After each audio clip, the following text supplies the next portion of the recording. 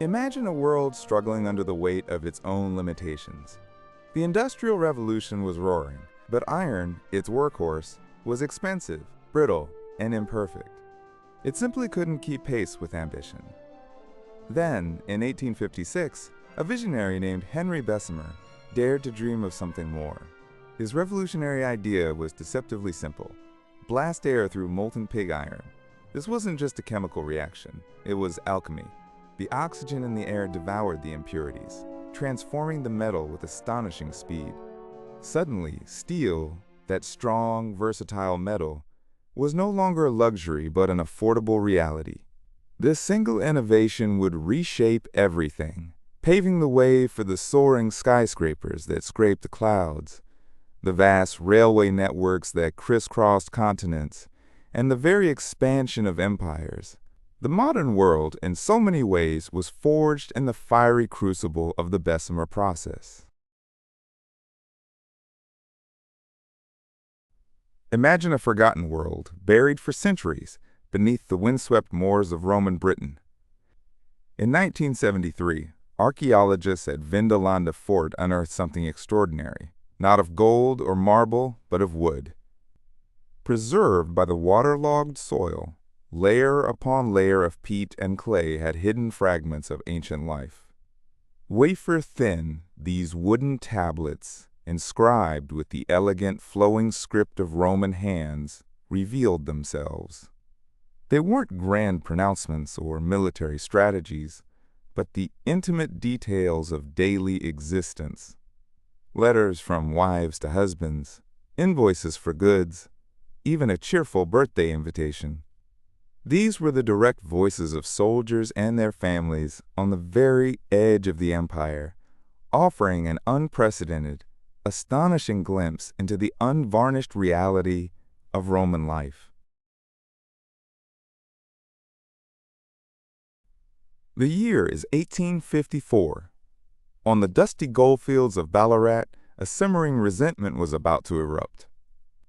For years, miners had toiled under the shadow of oppressive government taxes, forced to pay for expensive licenses, whether they struck gold or not.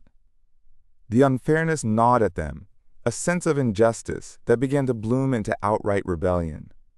They raised a symbol of defiance, the bold Eureka flag, and fortified their position, a defiant stockade against an unyielding authority.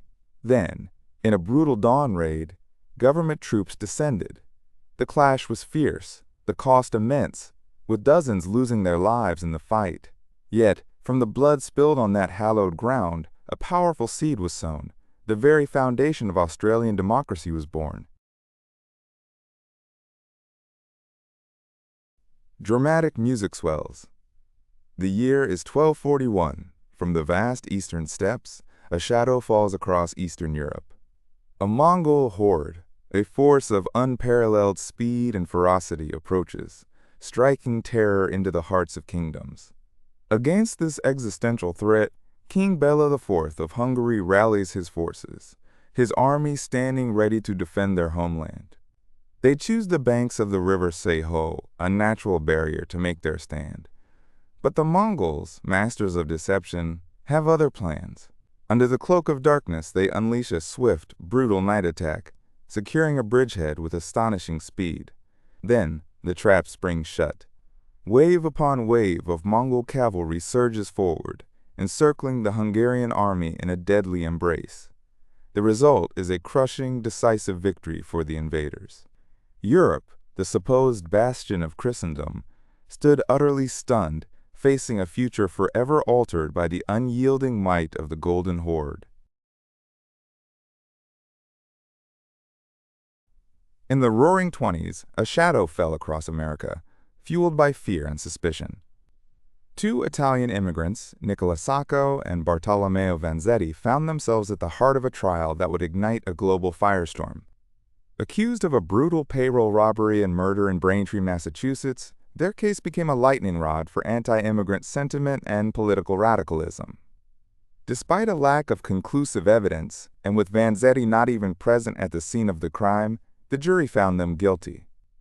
The trial was marred by bias, with the judge openly expressing his prejudice. The subsequent appeals, the mounting international protests, and the eventual execution of Sacco and Vanzetti in 1927, decades later, continue to haunt the American conscience, a stark reminder of justice denied and the potent dangers of prejudice.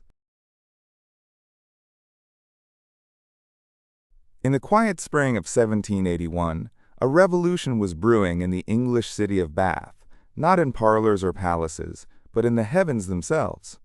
An amateur astronomer, William Herschel, was meticulously scanning the night sky, his gaze fixed on the familiar tapestry of stars. But then, something unusual appeared.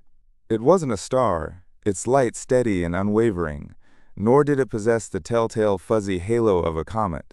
Instead, it exhibited a slow, deliberate movement, a subtle drift across celestial canvas.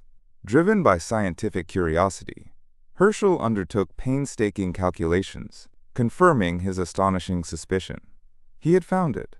A new world, a planet, lurking far beyond the orbit of Saturn, a place previously unimagined.